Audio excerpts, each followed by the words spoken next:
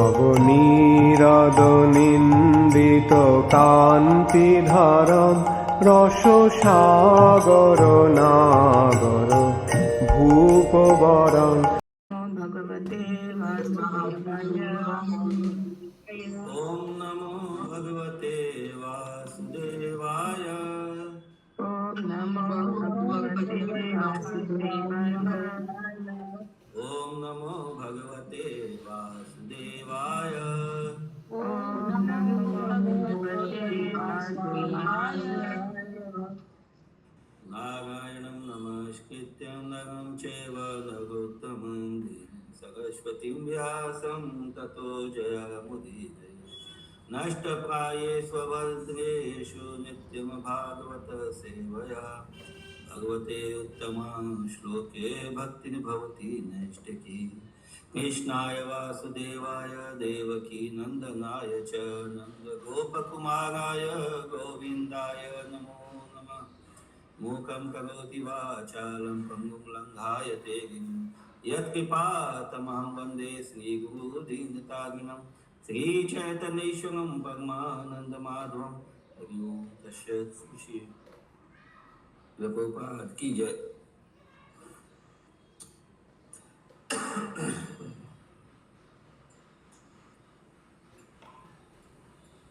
स्कंद 5 अध्याय 22 श्लोक संख्या 1। राजोवाच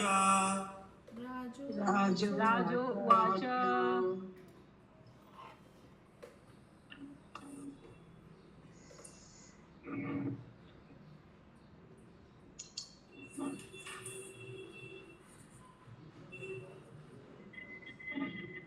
यत् अगवत् आदित्यस्य मेरुं ध्रुवं च प्रदक्षिणेन परिक्रामतो। यत् एतद् भगवत् आदित्यस्य मेरुं ध्रुवं च प्रदक्षिणेन परिक्रामतः। राशीनामभिमुखं प्रचलितं च प्रदक्षिणम्। राशीनाम् अभिमुखं प्रचलितं च प्रदक्षिणम्। भगवतो अपवर्णितम् अमुष्य वयं कथम् अमिहति। भगवता उपवर्णितं मनुष्य वयं कथम् अनुमीमहि। अनुवाद। राजा परीक्षित ने श्रील सुखदेव गोस्वामी से पूछा, हे भगवान, आपने पूर्व में ही इस सत्य की पुष्टि की है कि सर्वाधिक शक्तिमान सूर्यदेव ध्रुवलोक तथा सुमेरु पर्वत को अपने दाएं रखकर ध्रुवलोक की परिक्रमा करते हैं, तो भी साथ ही वे राशियों की ओर मुख किए रहते हैं और सुमेरु तथा ध्रुवलोक को अपने बाएं भी रखते हैं। अतः हम तर्क तथा निर्णय द्वारा किस प्रकार स्वीकार करें कि प्रत्येक समय सूर्यदेव सुमेरु तथा ध्रुवलोक को दाएं तथा बाएं दोनों ओर रखते हुए चलते हैं। हरे कृष्ण।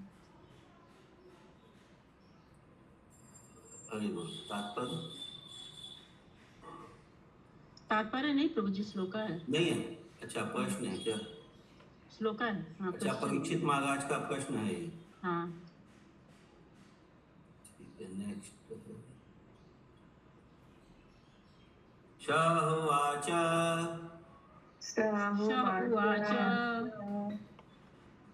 यथा कुलालचक्रेण भ्रमता सह भ्रमतां तदाश्रयणाम्। यथा कुलालचक्रेण भ्रमता सह भ्रमतां तदाश्रयाणाम्। पिपीलिकादीनां गतिरन्येव प्रदेशान्तरे उपलब्ध्या मन्त्वा देवम्। पिपीलिकादीनां गतिरन्येव प्रदेशान्तरेषु उपलभ्यमानत्वादेवम्। नक्षत्रराशि उपलक्षितेन कालचक्रेण ध्रुवं मेरुं च।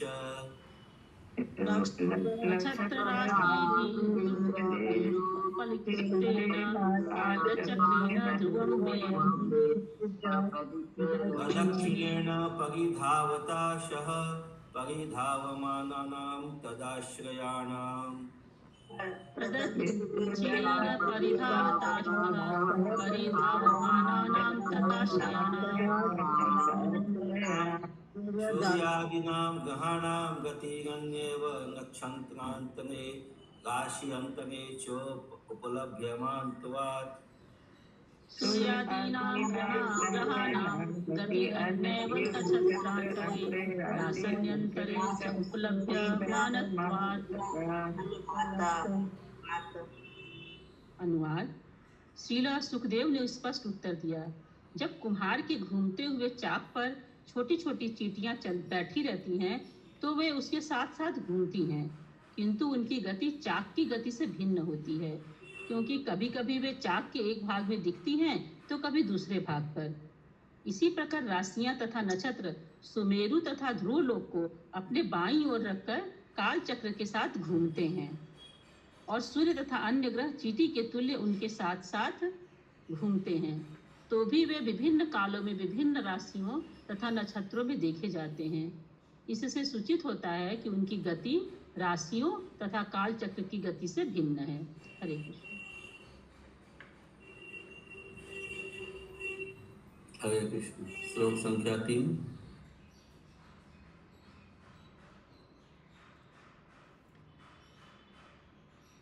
स एष भगवान् आदिपुरुष एव साक्षात् नारायणो स एष भगवान् आदिपुरुष एव साक्षात् नारायणो लोकानां स्वस्तययात्मानं त्रयीमयं कर्म विशुद्धिनिमित्तम् लोकानां स्वस्तययात्मानं त्रयीमयं कर्म विशुद्धिनिमित्तम्। कविभिरपि च वेदेन विजिज्ञास्यमानो द्वादशधा कविभिरपि च वेदेन विजिज्ञास्यमानो द्वादशधा षटसु वशक्तादिष्वत्रिषु यथोपजो विभज्य सत्सु वसन्तादिषु यथोपजोऽसमृतुगुणानां विधाति। अनुवाद। विराट जगत के आदि कारण पूर्ण पुरुषोत्तम भगवान नारायण हैं। जब वैदिक ज्ञान से भली भांति परिचित महान साधु जनों ने परम पुरुष की स्तुति की तो वे समस्त लोकों का हित करने तथा कर्मों की शुद्धि के लिए सूर्य के रूप में इस भौतिक जगत में अवतरित हुए। उन्होंने स्वयं को 12 भागों में विभाजित करके वसंत आदि ऋतुओं की सृष्टि की। इस प्रकार उन्होंने ताप, शीत इत्यादि ऋतु संबंधी गुणों की सृष्टि की। हरे कृष्ण।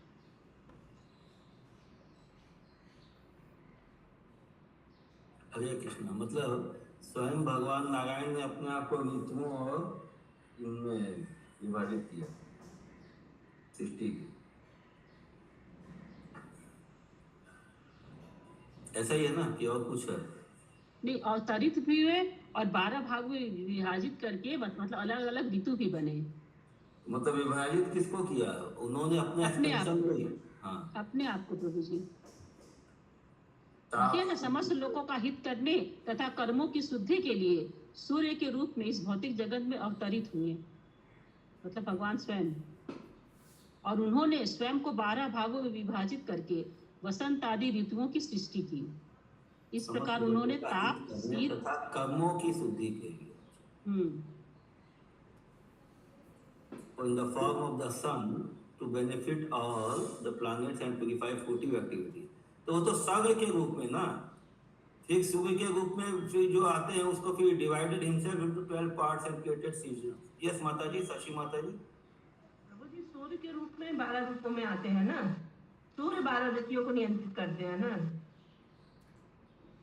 इससे तो ये समझ में आ रहा है कि वो इस पृथ्वी पर आते हैं सूर्य के रूप में सबके लाभ के लिए और कर्मों की शुद्धता के लिए। उसके बाद में फिर नेक्स्ट लाइन फुल स्टॉप के बाद में है he divided himself into 12। he मतलब who? नारायण। लेकिन यहाँ पे जो हम लोग इंट्रोडक्शन में पढ़े सूर्य को दिए ना प्रभु जी, सूर्य के रूप में। एक हरे कृष्णा। सूर्य के रूप में अपने आप भौतिक जगत में अवतरित किए और फिर सूर्य के रूप में 12 भागों में विभाजित किए ना भगवान देखिए, अपने आप को। सूर्य के रूप में इस भौतिक जगत में अवतरित हुए, खड़ी पाई, फुल स्टॉप। उसके बाद उन्होंने स्वयं को, उन्होंने मतलब किसको, किन्होंने, भगवान ही होंगे, भगवान ने ना, तो नारायण, स्वयं को मतलब फिर खुद को तो वो अलग है ना, सूर्य को थोड़ी भाग नारायण, में हाँ, विभाजित कर। हाँ, नारायण ने। हरे कृष्णा प्रभु जी, इंग्लिश बुक में देखिए ना, वहाँ पे कैपिटल वर्ड होगा, वही हम कैपिटल बता लेटर रहे, इंग्लिश से भी पढ़ के बता रहे, he divided himself into 12 parts and created signal form. He who supreme. Narayan. यहाँ पे नारायण ही होगा प्रभु जी। सूर्य को डिवाइड करने का नहीं लिखा हुआ है कहीं। नहीं नहीं, नारायण मतलब सूर्य के रूप में अवतरित भी हुए और स्वयं को 12 भाग में डिवाइड भी किए। प्रभु जी इंट्रोडक्शन का सेकंड पैरा एक बार पढ़िए आप। सूर्य ऐसा को सूर्य 12 आदित्य में भाग होते हैं ना, 12 आदित्य बोलते हैं ना सूर्य को। अब 12 आदित्य तो होते हैं, लेकिन वो ऋतुओं का बात होगा यहाँ पे तो,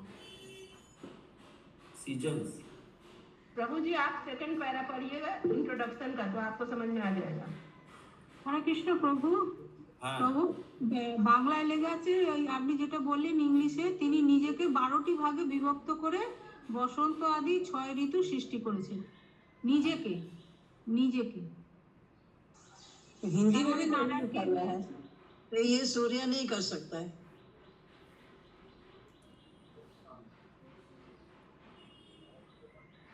भगवान ही होगा।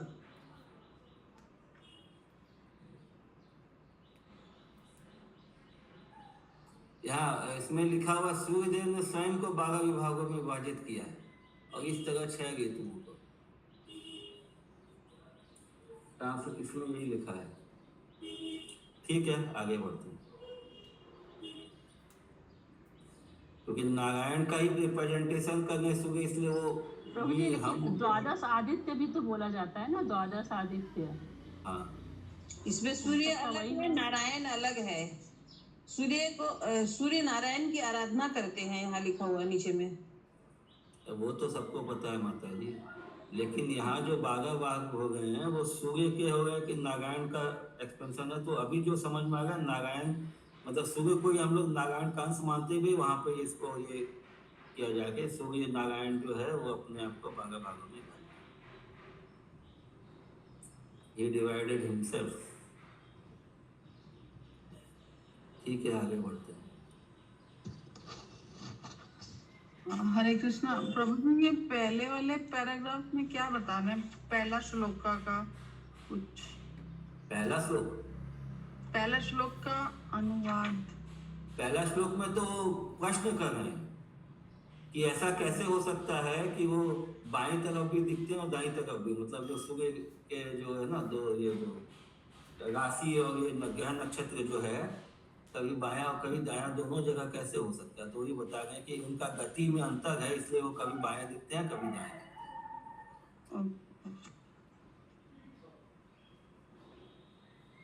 लेकिन सब अपना राइट में रखते हुए चल रहे हैं। श्लोक संख्या 4।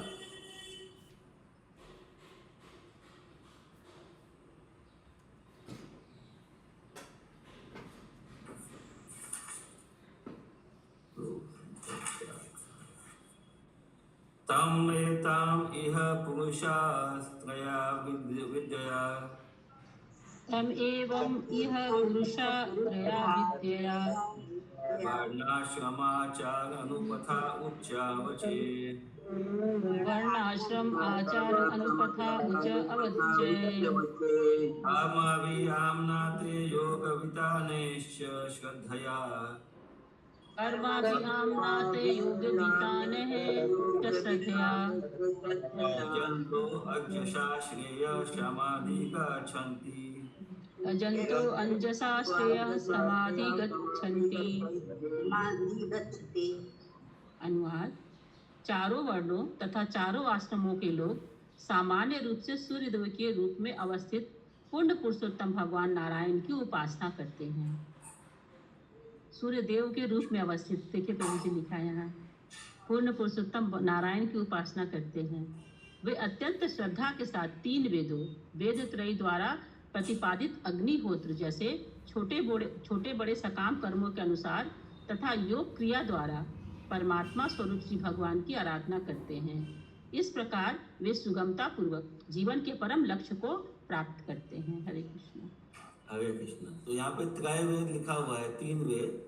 ऐसे वेद तो 4 होते हैं, लेकिन माना जाता है कि पहले 3 थे, बाद में एक और वेद का एक्सपेंशन हो जाए। यजुर्वेद का बाद में क्या अलग से एक्सपेंशन हुआ, तो 4 हुआ।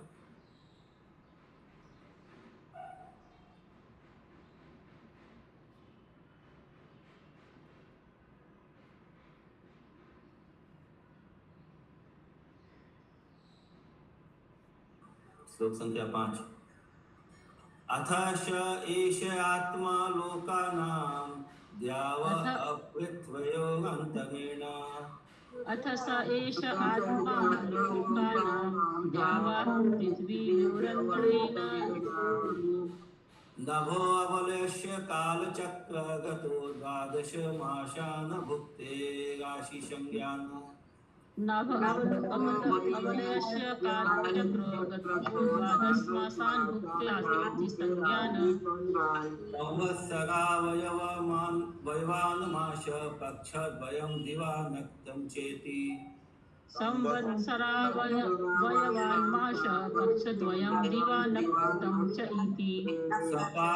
सपादरक्षद्वयम् उपदिशन्ति यावता षष्ठमंसं भुजित।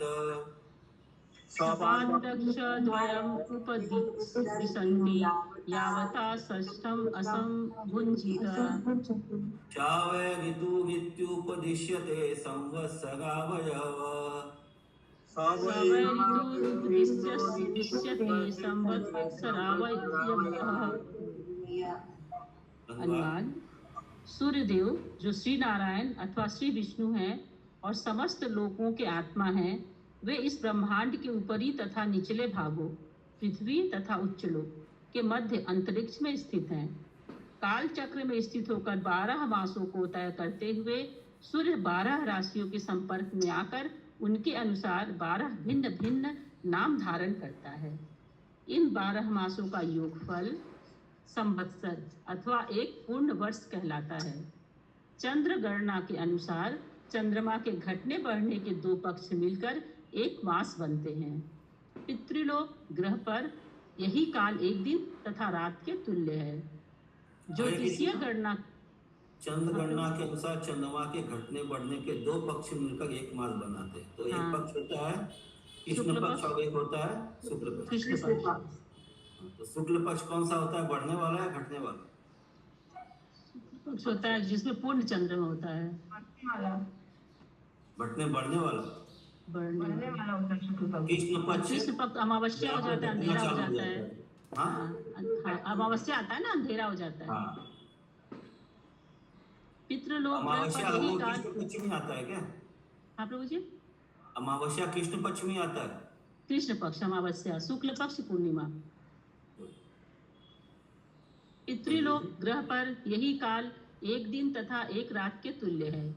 ज्योतिषीय गणना के अनुसार एक मास 2.25 नक्षत्रों के मतलब पृथ्वी पे जो है वो है 12 महीने का जो समय है, वो पितृलोक के एक काल एक दिन और एक मतलब 6 महीना हो गया ना, डे और नाइट। 6 महीना का एक दिन और 6 महीने का एक रात। ज्योतिषीय गणना के अनुसार एक मास 2.25 नक्षत्रों के बराबर होता है। 2.25 नक्षत्र कैसे हुआ ये नहीं समझना। एक मास 2.25 नक्षत्रों के बराबर होता है। ठीक है, तो एक मास का 2.25 नक्षत्र हो गया बस। जब सूर्य 12 महीना में कितना हो गया? 12 × 2.25 24 और 3 27। एस्ट्रोलॉजी माता जी कौन उस दिन बता गए थे? एस्ट्रोलॉजी का शौक है, पढ़ाई किया है? हम नहीं किया प्रभु जी। सुधा माता जी नहीं हम एस्ट्रोलॉजी पढ़ाई नहीं किए। तो यही तो आगे जाके अधिक मास बनता है। अधिक मास होता है। हाँ, हमको ये लग रहा था। हाँ, तो 27 में से जो 24 होने के बाद में जो 3 बचता है वो अधिक मास है। 3 बच जाता है। आगे पढ़िए, आ जाएगा। जब सूर्य 2 मास यात्रा कर लेता है तो एक ऋतु बीतती है। इसलिए ऋतु के अनुसार दो होने मास वाले में एक ऋतु, हम्म 6 ऋतु 2 का हो मास गया यात्रा कर calendar। लेता है तो एक ऋतु, वही 6 महीना, वो 6 ऋतु होती है ना। इसलिए ऋतु के अनुसार होने वाले परिवर्तनों को वर्ष देह का अंग माना जाता है।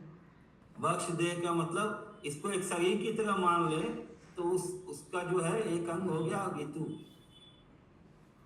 एक वक्ष को शरीर की तरह मान लिया गया। The seasonal changes are considered part of the body of the year. वक्ष को जो है एक बॉडी की तरह मान ले तो उसका एक पार्ट है, ये अंग है उसका देह का, ये ऋतु है। मतलब कि 6 पार्ट हो गया ना। हाँ, हरे कृष्ण को भी श्लोक है। और भी होगा, 6 तो ऋतुएं हो गई। फिर वो और ये भी आया था ना 3 तरह का, शीत ताप और वो क्या नाम, टेक्सिक्स क्या दिखा रहे हैं बताइए।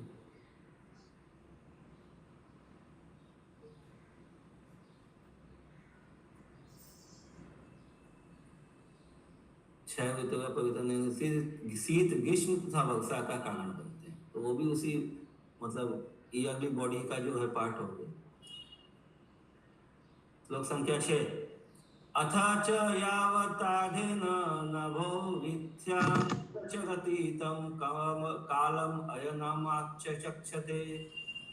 अथ च यवतार्धेन नभो विद्याचरति तं कालमयनमाचक्षते। जी अनुवाद। अनुवाद।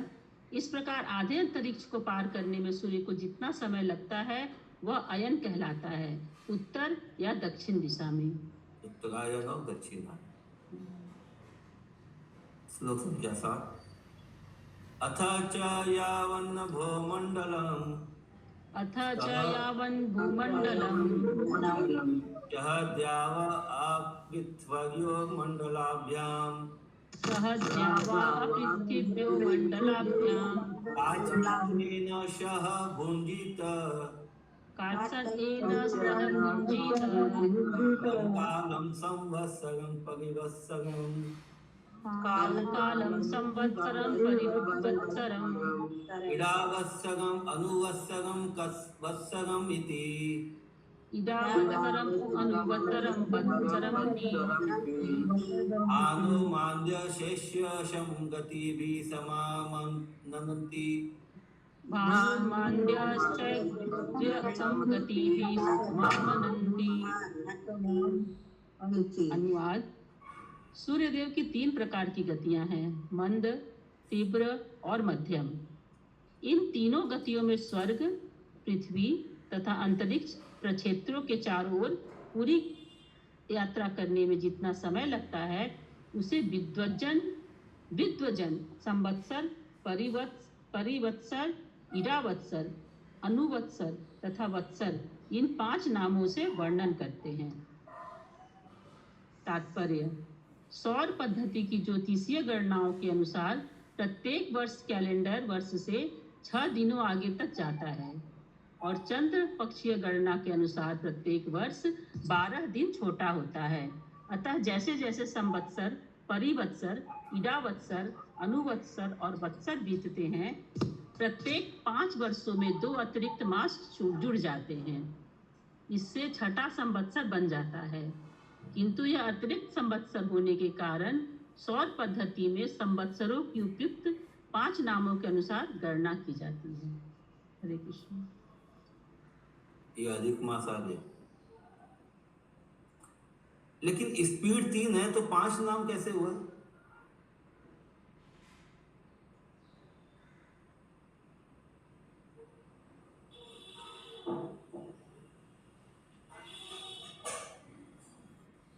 है ना? हाँ, लिखा तो है 5 में 2 और जुड़ जाते हैं। 5 वर्षों में 2 अतिरिक्त मास जुड़ जाते हैं। नहीं, वो तो ठीक है। 3 तरह का स्पीड है, स्लो, फास्ट और मीडियम। ये 3 स्पीड से यदि वो पूरा ये ब्रह्मांड का चक्कर लगाते हैं, पृथ्वी, इसका स्वर्ग और पाताल अंतरिक्ष सबका, तो 3 स्पीड से 5 कैसे होगा? ये नहीं से 5 नाम क्यों दिया? यस शशि माता जी। प्रभु जी स्पीड से मतलब यहाँ नहीं है, ये तो चारों ओर जितना समय लगता है, समय को 5 भागों में विभाजित किया गया है, उनकी गति को नहीं। ये लिखा ना ऊपर में, ये इन तीनों गतियों से चारों ओर पूरी यात्रा करने में जितना समय लगता है, उस समय को विद्युत अच्छा मतलब एक बार मान लीजिए मध्यम गति से किया तो एक उस समय का एक नाम हुआ, तीव्र गति से किया तो एक हुआ, निम्न गति से किया तो एक हुआ, तो 5 क्यों हुआ ये नहीं समझ में। वही तो मुझे यही समझ में आया कि 3 प्रकार की गति है उनकी, लेकिन हाँ। उस समय लगा, उस समय घूमने में जितना समय लगा उस समय को 5 भागों में विभाजित किया गया। हाँ सही बोल रही है माता जी, वही लिखा है। यही है, यही। हाँ, तीनों गतियों में 5 स्वर्ग, नामों से पृथ्वी तथा वर्णन अंतरिक्ष। करते, माने एक ही जो- समय को 5 नाम से बता दें। नहीं एक ही समय तो समय नहीं को है 5 यहाँ। नामों से बता रहे हैं, अलग अलग यहाँ- नाम से बताया जा रहा है। श्रीमद् भागवतम महापुराण की जय, महाराज की जय, समस्त भक्तवृंद की जय।